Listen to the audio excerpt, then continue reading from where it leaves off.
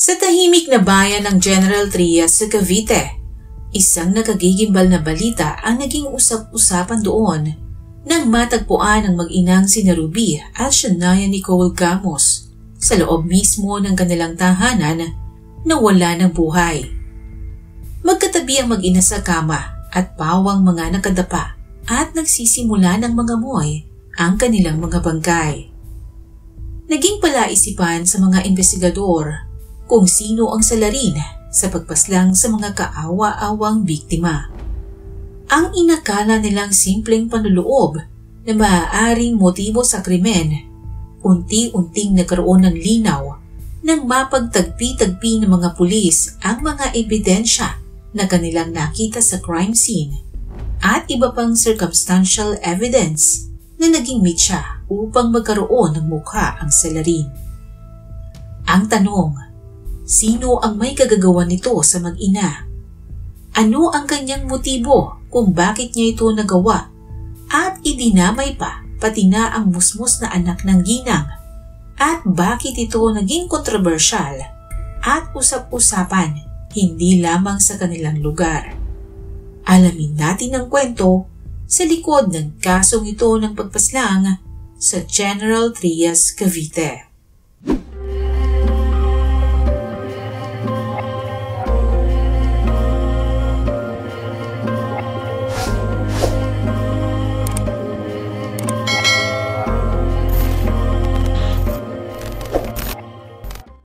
Nasa elementarya pa lamang noon nang magkakilala sina Marlon Gamos, 34 na taong gulang at Ruby Benalia.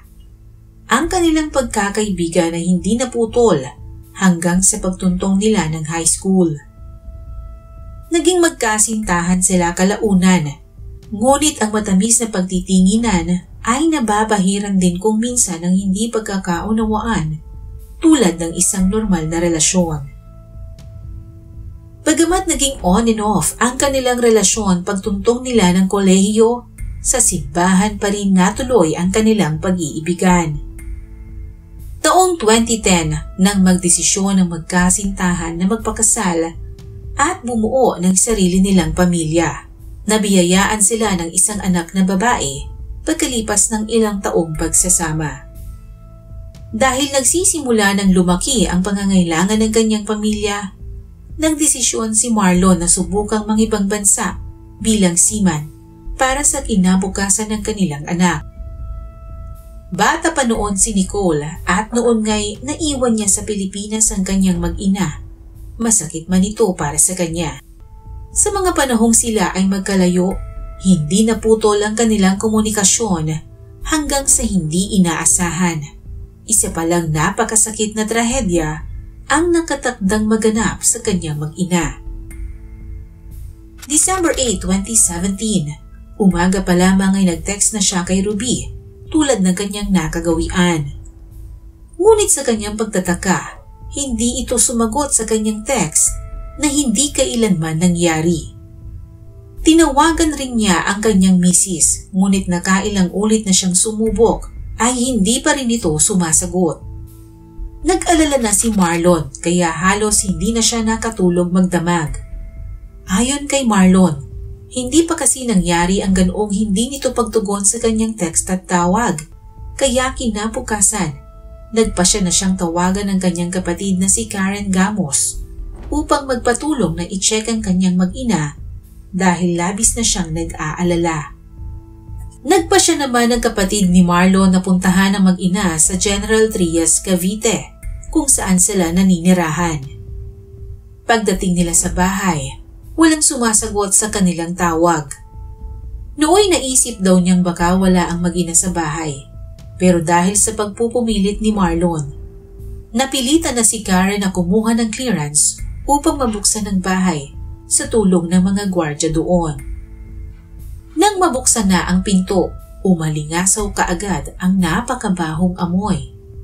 Kinabahan si Karen dahil sa naamoy at habang papalapit sila ng papalapit sa silid ng mag-ina, lalong tumitindi ang amoy.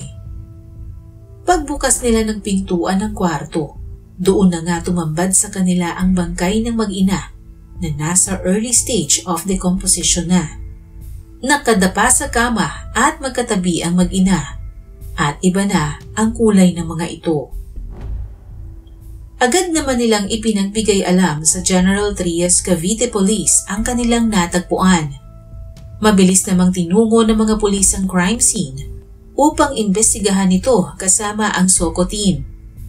Pagdating ng mga pulis sa crime scene, tinungo nila ang ikalawang silid ng bahay kung saan naroon ang bangkay ng mga biktima. Nakatapa ang mag-ina at nangingitim na ang kulay ng mga ito. Agad naman silang isinailalim sa pagsusuri sa Cavite Provincial Crime Laboratory. Si Ruby, 34 na taong gulang, ay nagtamo ng injury sa kanyang ulo at may senyalis din ng asphyxia by suffocation o pagtakip sa mga daluyan ng hangin upang hindi makahinga. Asphyxia by suffocation din ang ikinasawi ng kanyang anak na noon ay 5 taong gulang pa lamang. Samantala, ipinagbigay alam naman ni Karen ang pangyayari sa kanyang kapatid na labis nitong ikinabigla. Hindi naman makapaniwala si Marlon sa nangyari sa kanyang mag-ina, kaya nooy dali-dali siyang nagdesisyong umuwi pabalik ng Pilipinas. Sa paon ng investigasyon ng mga pulis, tinitignan nila ang anggulong pagnanakaw dahil nawawala ang ilang mahahalagang gamit sa loob ng bahay. Ngunit sa pagpapatuloy ng kanilang investigasyon, walang bakas ng forced entry, kaya't ipinapalagay nilang kakilala ng mga biktima ang mga nanloob sa kanila. Dahil dito, nagkaroon ng hinala ang mga pulis na hindi basta pagnanakaw ang motibo ng krimen, base na rin sa mga nakita nilang circumstantial evidence. Napagalaman din ng mga investigador na nawawala ang pulang sasakyan ng pamilya Gamos. Kaya naman agad nilang sinilip ang mga CCTV sa loob ng subdivision kung saan maaari silang makahanap ng mahalagang impormasyong makakatulong sa paglutas ng kaso. Base sa kuha ng CCTV, December 7, 2017, bandang 3:00 ng hapon, nakitang pumasok ang pulang kotse sa loob ng subdivision at lumabas ito mag-2 ng madaling araw ng December 8. Matatandaan na December 8 ng umaga nang hindi na makontak ni Marlon ang asawang si Ruby. Samantala, sa patuloy na investigasyon sa kaso, nakakuha pa ng ilang mahahalagang ebidensya ang mga investigador, tulad na lamang ng isang pares ng tsinelas na panglalaki. Sa CR ng bahay, nakakuha rin ng urine sample sa toilet bowl ang mga pulis at ito'y hinihinalang ihi ng lalaki. Pero ang pinakamatinding ebidensyang kanilang nakuha ay ang bahid ng sibilya na nakita nila sa bedsheet ng kama kung saan natagpuan ang mga bangkay. Sa pagtatagpi-tagpi ng mga pulis sa mga nakuha nilang ebidensya, lumalabas na may kasamang ibang lalaki ang mag-ina sa loob ng kanilang bahay. Kinabukasan naman, natagpuan sa isang liblib na lugar sa bayan ng Imo sa Cavite ang pulang sasakyan ng pamilya Gamos na agad na sinuri ng mga pulis.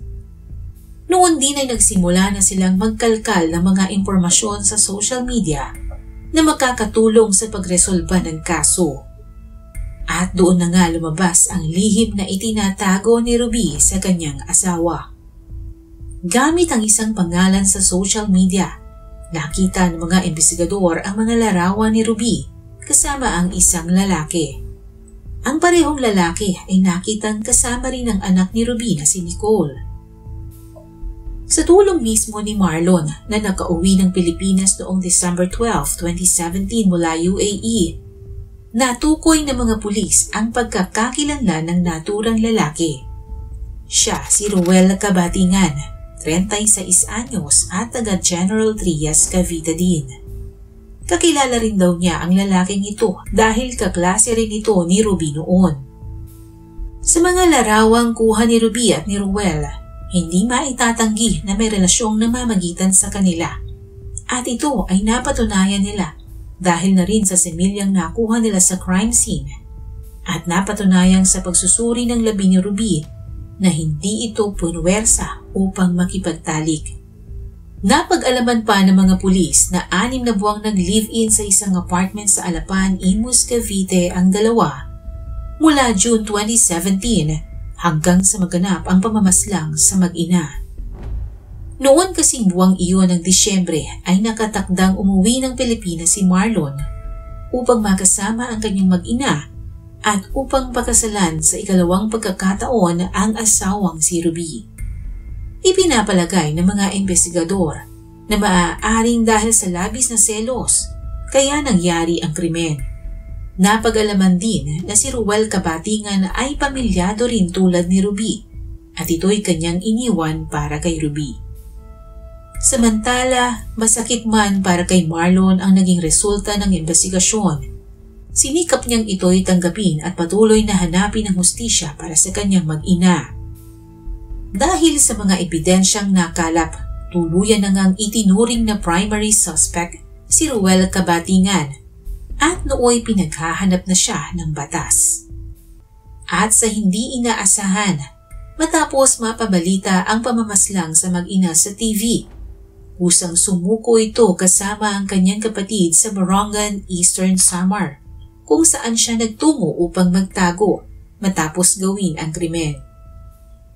Agad siyang sinampahan ng 2 counts of murder sa Cavite.